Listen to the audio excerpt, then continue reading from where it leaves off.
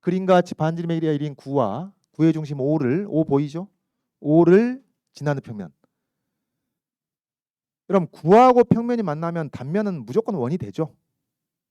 물론 이제 접하면은 한 점에서 만나겠지만은 접하는 경우를 제외하면은 9하고 평면이 만난다. 그러면 단면은 원이 됩니다. 근데 이제 어떤 단면이냐에 따라서 원의 사이즈가 달라지겠지. 단면의 사이즈는 달라질 텐데 여기서는 중심을 지나는 평면으로 자는 것이니까 9의 단면 중에서 생길 수 있는 가장 큰 원이 나오겠습니다.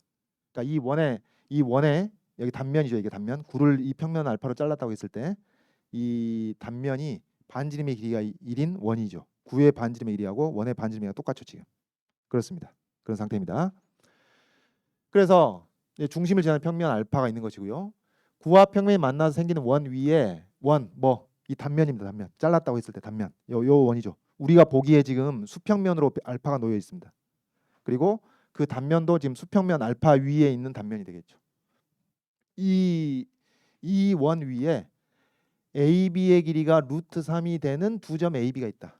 그러니까 지금 이것은 이 원의 현의 길이인 셈이죠. 9를 전체를 관통하기도 하고 아니면 이 단면인 단위원 위에 있는 하나의 현이 되겠습니다. 루트 3인 현. 이런 거 이해가 안 되면 두 번, 세 번 읽어보는 수밖에 없어요. 특별한 방법이 없고 읽어보고 이해를 해야 되겠죠. 어떤 상황인지. 그래서 이 원 위에 AB의 길이가 루트 3인 지금 이런 말 할 시간이 없어. 빨리빨리 해야지. 두 점 AB가 있다. 구면 위에 한 점 P에 대하여 삼각형 ABP의 평면 알파 위로의 정사형. 이게 무슨 말인지 알아먹어야 된다니까요. 자, 처음에 얘기했듯이. 자, 이거예요 지금. 삼각형 ABP의 평면 알파 위로의 정사형. 정사형이 뭐라고요? 수직으로 떨어뜨린 결과물이라고. 결과물. 상. 그러면은 삼각형 ABP 여기 있죠. 삼각형 ABP. 삼각형 ABP. 삼각형 ABP가 여기 있는데 얘를 어디로? 알파로. 그러니까 얘를 이게 목적격이라고. 이 삼각형을 평면 알파 위로 수직으로 떨어뜨린 결과물. 그러면 수직으로 떨어뜨린 결과물이 어떻게 되나요? 이렇게 된다고 말이지. 여기 ABH. 여기 수직으로 떨어뜨린 결과물을 삼각형 ABH라고 한다. 그 말이죠. 이 말을 알아먹어야 된다니. 근데 여러분 여기서 보면은 AB는 어차피 알파 위에 있는 거 아니에요. 그러니까 P의 알파로의 정사형이 H다. 이 말하고 똑같은 얘기가 되겠습니다. 그러니까 P를 수직으로 떨어뜨려서 H가 된다. 그 얘기가 똑같은 얘기죠. 이 삼각형을 떨어뜨려서 이 삼각형이 된다는 얘기나 같은 얘기입니다. P의 정사형이 H가 되는 겁니다. 점을 떨어뜨릴 수도 있고 직선을 떨어뜨릴 수도 있고 어떤 패곡선을 떨어뜨릴 수도 있고 그런 것이니까. 그런 것인데 이제 질문은 이겁니다. 사면체 ABHP 사면체 보이나요? ABH 원점 빼고는 4개밖에 없잖아요. ABHP 이 사면체의 부피가 최대일 때 여러분 사면체는 반드시 뿔이죠. 그러면 사면체의 부피 구하는 방법은 뿔의 부피를 구하는 방법이고 이거 중학교 때 했던 대로 밑넓이 곱하기 높이 하면 기둥이고 밑넓이 곱하기 높이 곱하기 3분의 1 이게 뿔의 부피가 되겠습니다. 그래서 자 뿔의 부피가 종치게 생겼네. 뿔의 부피가 3분의 1 곱하기 밑넓이 곱하기 높이가 될 텐데 되겠죠? 그래서 얘가 최대가 될 때 삼각형 ABH의 넓이로야. 그러면 우리가 해야 될 것은 어떻게 했을 때 이 뿔의 부피가 최대가 될 것인지 이걸 파악해야 되는 거예요. 어떻게 됐을 때 왜 P는 지금 구면 위에 있는 점이니까 경우는 무수히 많은 경우가 있는 겁니다. P의 위치가 막 이 구의 겉부분, 구면 위에서 P가 움직임에 따라서 밑넓이도 바뀔 거 아니에요. 높이도 바뀔 거 아니에요. 자, 그런데 여기서 여러분 높이를 뿔이 사면체니까 어떤 면을 밑넓이로 할 것인가 방법은 4가지가 있습니다. 그에 따라서 높이가 나오겠지. 이제 수직거리 높이가 나올 텐데 지금 이 문제에서 높이를 뭘로 잡는 게 좋겠어요? 높이를 pH로 잡아야 당연히. 이건 간단한 얘기죠. 높이를 pH로 잡고 왜? P에서 알파로 수직으로 떨어뜨린 점이 H니까 pH가 요 면이랑 수직인 관계에 있는 겁니다. 자동으로. 그래서 삼각형 ABH 넓이 삼각형 ABH의 넓이를 밑넓이로 하고 pH의 길이를 높이로 하고 이렇게 일단 식을 생각을 해야 되겠죠. 이제 이 생각은 하기 쉬운데 문제는 뭐예요? P의 위치가 바뀜에 따라서 ABH하고 pH, 이 밑넓이하고 높이가 동시에 바뀐다는 얘기예요. P의 위치가 바뀜에 따라서 밑넓이하고 높이가 동시에 바뀌어. 이런 게 이제 큰 틀에서 이변수 함수의 최대 최소 문제를 푸는 셈입니다. 두 개의 값이 동시에 바뀌고 있어.